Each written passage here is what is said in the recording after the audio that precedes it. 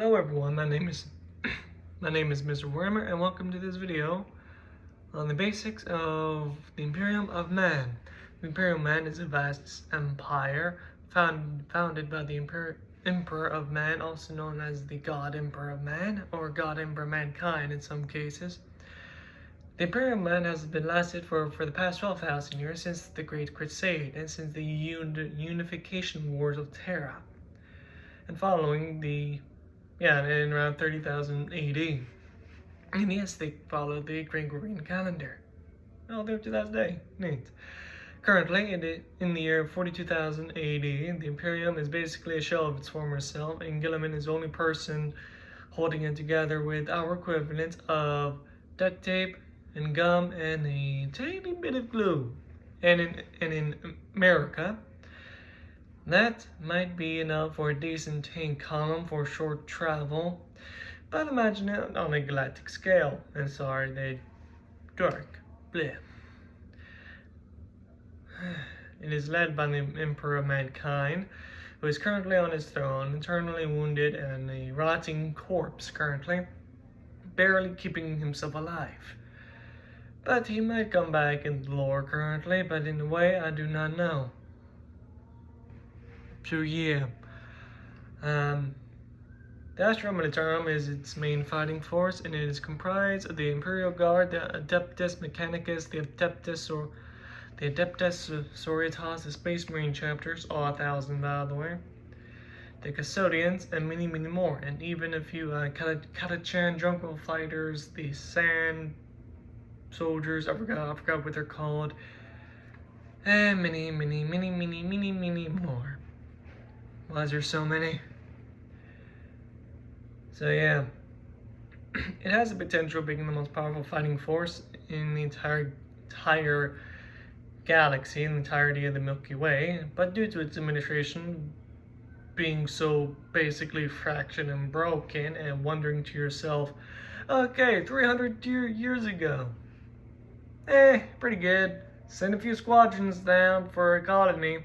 Then around 300 years ago, it could have been like a pretty good place to live in. But now it's basically a suffering hellhole, which is corrupted by chaos, tyranids, and orcs all fighting over control and sending in a defenseless human fleet there. You're just wasted an entire colony fleet due to bad timing and slow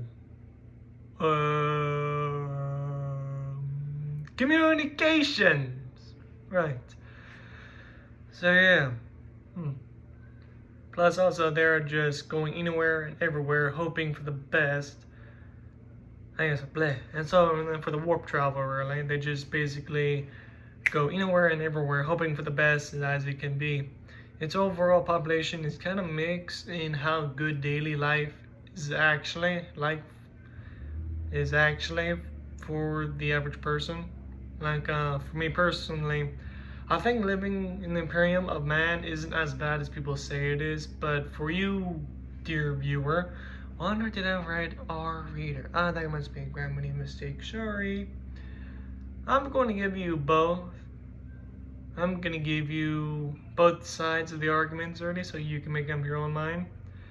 So, the good daily life for the Imperium of Man side's argument is that most worlds are civilized worlds, and they're basically just modern day Earth, minus the wars, famines, and overall political struggles. But maybe a few little bit on the civilized world though. And all of it just ruled by a planetary governor, really.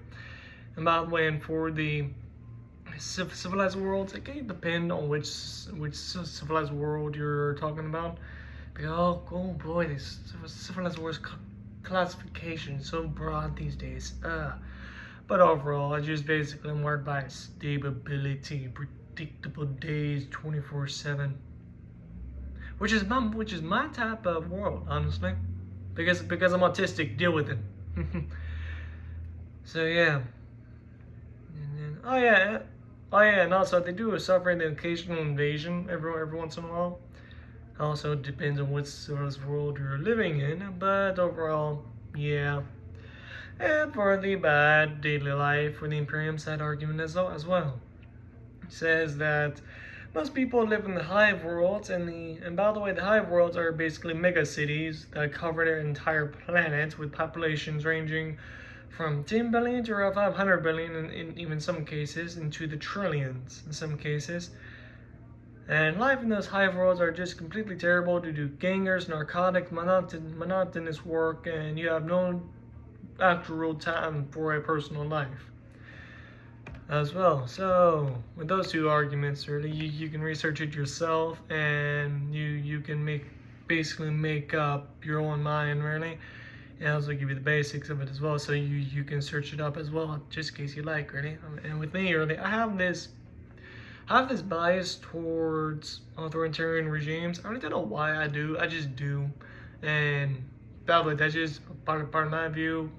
If you don't like it, fine, understandable. Yeah, but then that's just something. So that's why I just find the Imperium Man so attractive to me. Attractive. Yeah. Oh yeah, that's right. Oh yeah, and so the Primarchs, and yes, I did went off script a little bit. Deal with it. Yeah, so the Primarchs. Primarchs are basically the demigod leaders of the Imperium of Man, and in the lore, they're currently coming back one by one, but only two of the loyalist Primarchs, the Gilliman and the Lion, or Lion L. Johnson, are back, and I don't know if they met in person yet, early. If you know, please tell me in the comments, please. I would truly like that, really, if they met yet. And tell me what book they met in anyway. So like the title of the book, because I really want to read that part. So yeah. And Gilliman is the leader of the Imperium of Man, as I said earlier in the video / script. He is holding the Imperium Man with our equivalent of duct tape, gum, and a tiny bit of glue. And he's using every single bit of his power, intelligence, and logistical mastermind, and overall just well-roundedness, like a jack of all trades type of guy, to lead his father's Imperium together. Alright, and one more thing, the Primarchs are basically the sons of the Emperor of Man during the Great Crusade, and at least his legitimate sons that we know of. Because we know, by the way, another little key thing about the Emperor of Man, really. I forgot what they call it, really, because the Emperor of Man, really, before becoming the Emperor of Man around 30,000 AD, after the Unification Wars, he had plenty of children, really. So like, I make him so human, right? He said like, yeah, he had lust. I wonder, what type of woman did he actually like? Potential future video. So yeah, I forgot what they were called, but all of them are basically dead up to this point. Maybe except a few, maybe. Oh yeah, that's right, the romance. Yeah. And for the daily life, really, at least in the hive worlds, really, at least for most, if not some of them, or if not all, yes, I basically finished the entire script. Now I'm just going on for 10 minutes straight. Deal with it. Yeah, overall, the romance in the hive worlds, not really good.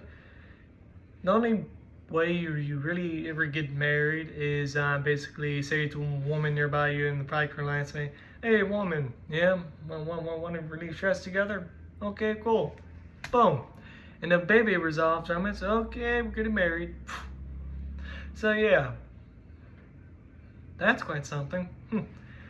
And oh man, I really want to write a book where like an Imperial Guardsman in sincere battle falls in love. Oh, that'd be so adorable. I really want to write a book on that. Black Library, please reach out to me and let me write a book on that, please. I'll be so blinking adorable and funny and sometimes humorous, along with the grimdark elements and very dramatic things, and a few horror scenes that I would want to absolutely terrify the reader with. Oh, Papa says that. And yeah, that's basically it for the basics of Imperium of Man. By the way,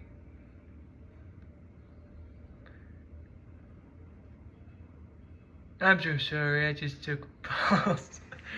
Alright, but hey, that's all for now, folks. If you like this video, press the like and subscribe button. If you want to see more like this, really, you want to see more like this one, just press the subscribe button, press all, and boom. That's pretty good. And by the way, from some person here, I'm gonna next week's video it might be about the Barsumian guns and ships, because oh boy, I just love those. Yeah, and remember, you're my glorious bastards who keep this channel running. Love ya and good night. And also, guess what? Chicken slap.